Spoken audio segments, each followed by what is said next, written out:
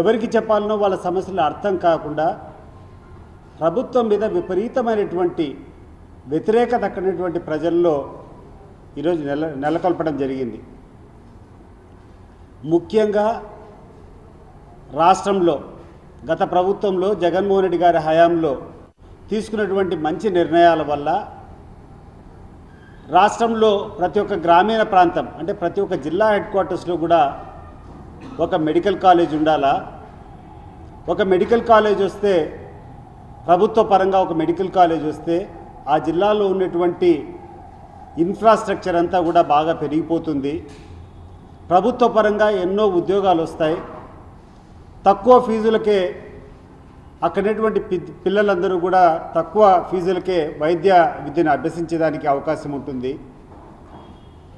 Medical college వస్తే ఒక super speciality hospital రావాలా, ఆ సూపర్ స్పెషాలిటీ హాస్పిటల్ వస్తే పేదలకు అందరికీ కూడా మెరుగైనటువంటి వైద్యము తక్కువ ధరకే అంటే ఫ్రీగా దొరుకుతుందనేటువంటి మంచి ఉద్దేశంతో ఆయన నెలకొల్పినటువంటి మెడికల్ కాలేజీలన్నిటి కూడా తన స్వార్థం కోసం తనకు ఆదాయం కోసం ప్రైవేట్ వ్యక్తులకు అప్పగించేటువంటి కార్యక్రమం ఇప్పుడున్నటువంటి ఈ కూటమి ప్రభుత్వాన్ని మొదలుపెట్టింది.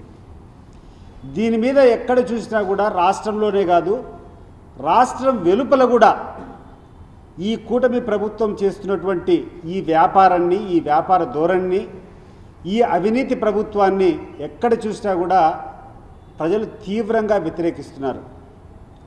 మరి ఇంతటి వ్యతిరేకత ఈ ప్రభుత్వం తీసుకున్న నిర్ణయాల వల్ల ఉంటే రాష్ట్రంలో రైతులు భరిస్తున్నటువంటి ఇబ్బందులు, ఒకవైపు వాళ్ళు పండించినటువంటి పంటలకు గిట్టుబాటు ధరలు లేవు, ఒకవైపు రాష్ట్ర ప్రభుత్వం చెప్పినటువంటి ప్రతి రైతుకు 20,000 పథకము 20,000 పక్కన పెట్టి 5,000 రూపాయలు ఇచ్చారు, అది కూడా గడిచిన సంవత్సరం ఇవ్వాల. ఈ రకంగా రైతులు ఎక్కడ చూసినా కూడా చాలా తీవ్రమైనటువంటి అసంతృప్తి ఈ రాష్ట్ర ప్రభుత్వం మీద చూపిస్తూ ఉంది. అక్కడనేటువంటి విద్యార్థుల యొక్క పరిస్థితి చూస్తే విద్యార్థులకు సంబంధించినటువంటి ఫీజు రీయింబర్స్మెంటు ప్రభుత్వం ఆ యొక్క కాలేజీలకు కట్టకుండా పోవడం వల్ల ఆ కాలేజీలో ఉన్నటువంటి యాజమాన్యం అనేక ఇబ్బందులు.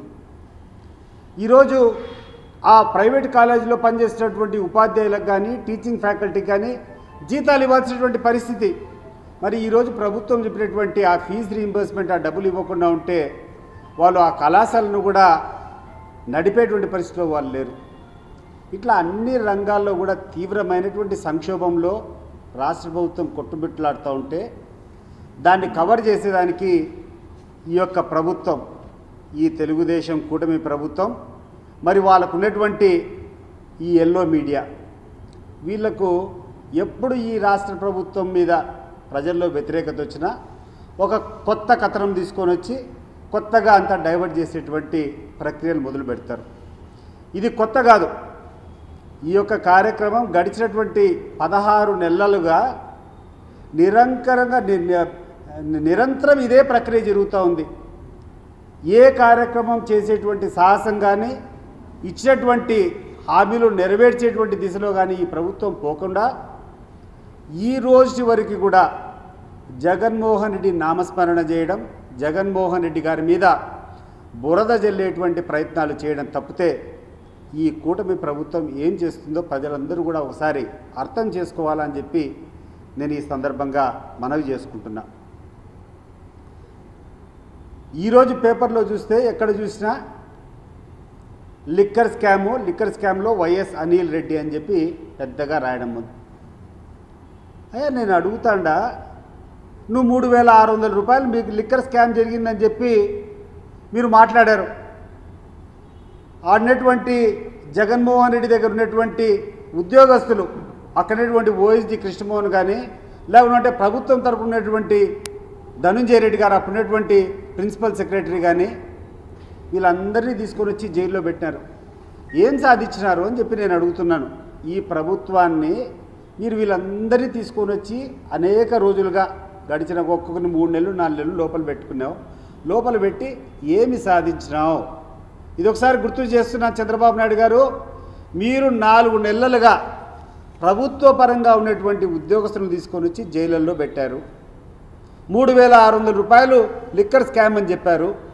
మరి ఈ లిక్కర్ స్కామ్లో కనీసం ఒక 50 కోట్లు 100 కోట్లైనా ట్రేస్ చేశారా?